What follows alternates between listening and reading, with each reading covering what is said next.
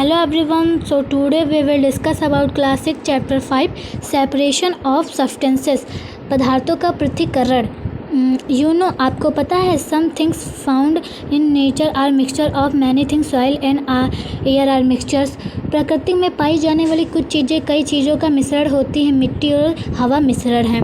Some things such as water, sugar and table salt can occur as pure substances।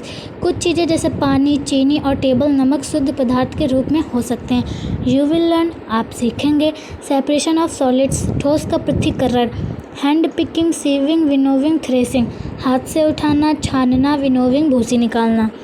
Separation of solids from liquids, द्रवों से ठोसों का पृथक्करण, sedimentation, डिकंटेशन, loading, evaporation, अवसादन, निस्तारण, load हो रहा है, भाप।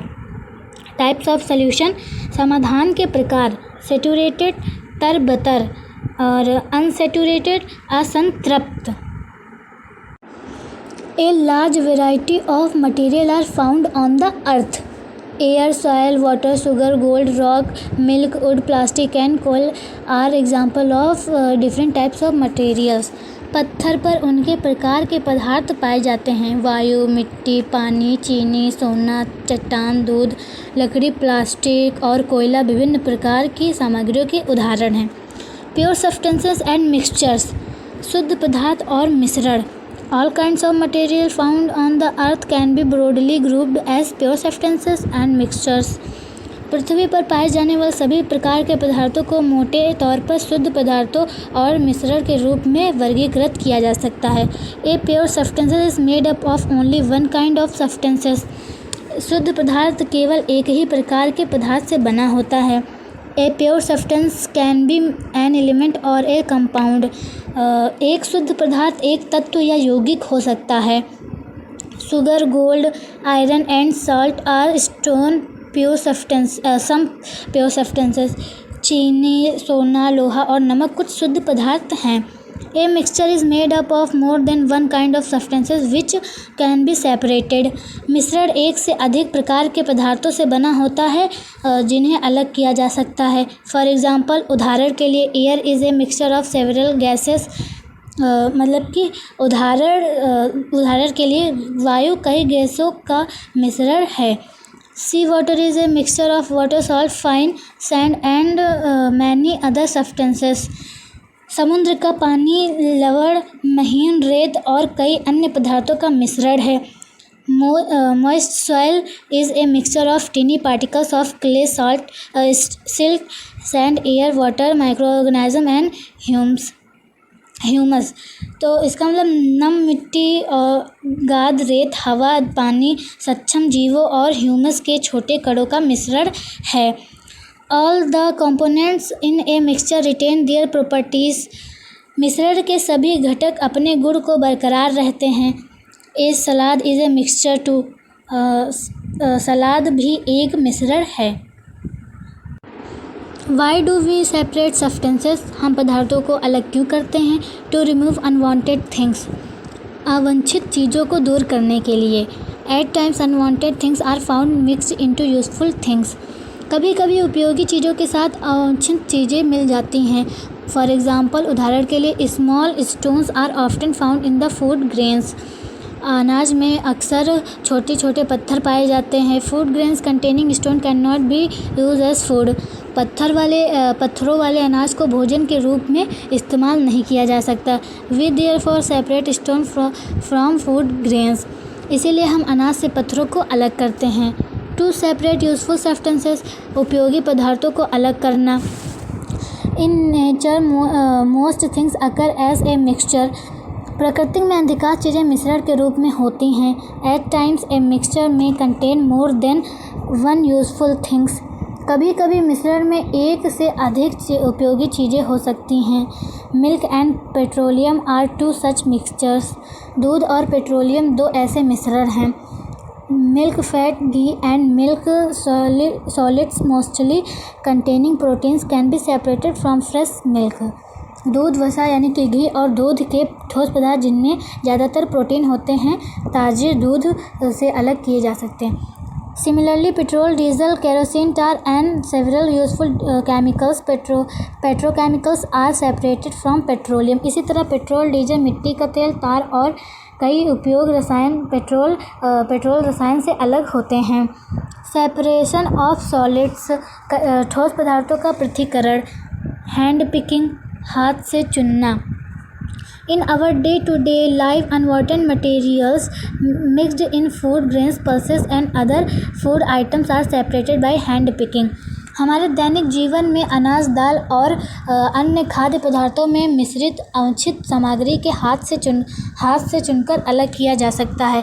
सीविंग, छलनी. Sieving is a use to separate solid substances that differ in size. छानने का उपयोग आकार में भिन्न ठोस पदार्थों को अलग करने के लिए किया जा सकता है.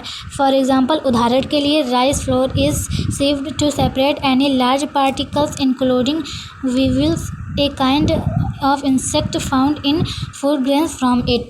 मतलब कि चावल के आटे को छलनी से छान लिया जाता है ताकि वेविल खाद्य में पाया जाने वाला एक प्रकार का कीट सहित किसी भी बड़े कण को उसमें से अलग कर सकें.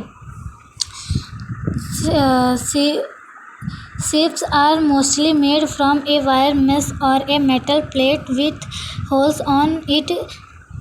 छलनी ज़्यादातर तार की जाली या धातु की प्लेट से बनाई जाती हैं. The size of the mesh or the holes depend on the size of the substances it is used to separate. जिस पर छेद होते हैं, जाल या छिद्रों का आकार उस पदार्थ के आकार पर निर्भर करता है जिसका उपयोग इसे अलग करने के लिए किया जाता है.